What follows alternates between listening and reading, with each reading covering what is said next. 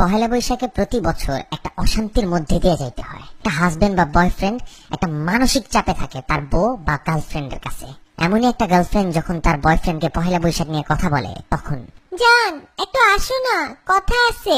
বলো। আচ্ছা বলো তো, কোন শাড়িটা সুন্দর, এইটা না ওইটা? একটা কিনলেই হয় জান, ব্যাপার না, দুইটাই তো সুন্দর। না একটা বলো, কোনটা সুন্দর, এইটা না ওইটা? দুইটাই তো সুন্দর মনে হইতেছে, এইটা একটু বেশি সুন্দর, এইটা নাও। কিন্তু আমার তো ওইটা পছন্দ হয়েছে, ওইটা তোমার ভালো লাগে নাই? বাবু এত কাজ করতেছি বাবু, সারাদিন কাজ করছি, এখনো কাজ করতেছি, আমার মাথায় তো কাজ নিয়ে একটা টেনশনের মধ্যে থাকে না, দেখতেছো না? তোমার যেটা ভালো লাগে সেটা নাও, জিজ্ঞেস করছো বলে দিছি। কিন্তু তুমি যেটা বলছো এটার তো দাম বেশি, আর আমি যেটা পছন্দ করতেছি এটা ওইটার থেকে একটু কম দাম। আরে বাবা যত দামই হোক নাও না বাবু, ভালো লাগলেই নাও, দাম দিয়ে কি, যেটা ভালো লাগে ওইটা নাও। বলো না কোনটা নিবো, এমন করো কেন? এই তোমার সমস্যাটা কি? 2 দিন আগে জিজ্ঞেস করলে দেশি মুরগি কিনবো না ফার্মের মুরগি, তোমার বললাম ভাই তুমি ফার্মের মুরগি কিনো, তুমি গিয়ে কিনে আনলা 4টা দেশি মুরগি 4টা ফার্মের মুরগি, ইচ্ছাটা তো তোমারই পূরণ হইলো তাই না? তারপর জিজ্ঞেস করলা লাল শাক কিনবো না পালং শাক কিনবো, ভয়ের চোটে কোনো কথাই বলি নাই, কিনে আনলা লাল শাক, যদি বলতাম পালং শাক তাহলে দুইটাই কিনে আনতা।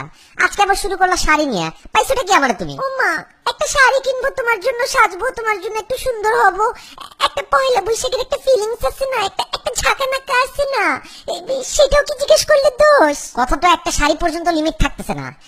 আমি কি তোমার কোনোদিন জিজ্ঞেসি জান কোন জিন্স পরবো, কালো না নীল? জান কোন টি শার্ট পরবো, হাফাতা না ফুলাতা? জান কোন জুতা পরবো, এইটা পরবো না ওইটা পরবো? জিজ্ঞেসি তোমার কোনোদিন? ভালোবাসি দেখেই তো জিজ্ঞেস করি তোমাকে, এমন করো কেন? জান জিজ্ঞেস করার তো একটা লিমিট থাকে জান, তুমি তো এই লিমিটের গোষ্ঠী উদ্ধার করে ফেলছো। আমি তো ফোন কিনছিলাম কাজের জন্য, কিন্তু আমার মোবাইলটাকে তুমি একটা দোকান বানাই দিছো। কোনোদিন যদি আমার ফোন চেক করো মনে করবা অন্য মেয়েরা পিক পাঠাইছে, ওইটা নিয়েও একটা গঞ্জাম শুরু করবা, এটা কে পাঠাইছে, এটা কবে পাঠাইছে, না আমি তো পাঠাই নাই, এত পিক পাঠাইছো তোমার নিজেরও তো মনে থাকবে না কোন পিক তুমি দিছো। আমার লাইফটাতে তো একটা দোকান বাজার বানাই দিতেছো তুমি। এত সিম্পল একটা ব্যাপারকে এত বড় করতেছো তুমি।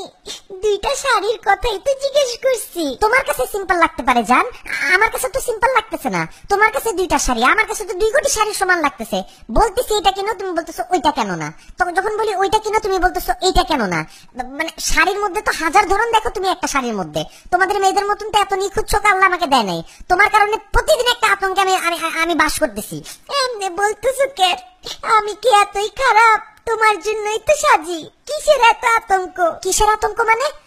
পয়লা বৈশাখ কেবল যাইতেছে, আমি যদি আজকে পরকিয়া করতাম এত আতঙ্কে থাকতাম না যতটা তোমার প্রশ্নের আতঙ্কে থাকতো। আমার প্রত্যেক দিন একটা নতুন আতঙ্ক নিয়ে আসো। তোমার পায়ে পড়ি যান, তোমার যেই শাড়ি পছন্দ সেই শাড়ি কিনো, তুমি কলা পাতা পেঁচাও যদি পরো আমার কাছে ওইটাও সুন্দর লাগবে। দূর একটা ফালতু, তুমি যাও তো, মুডটাই নষ্ট করে দিলা, অসভ্য কথাকার।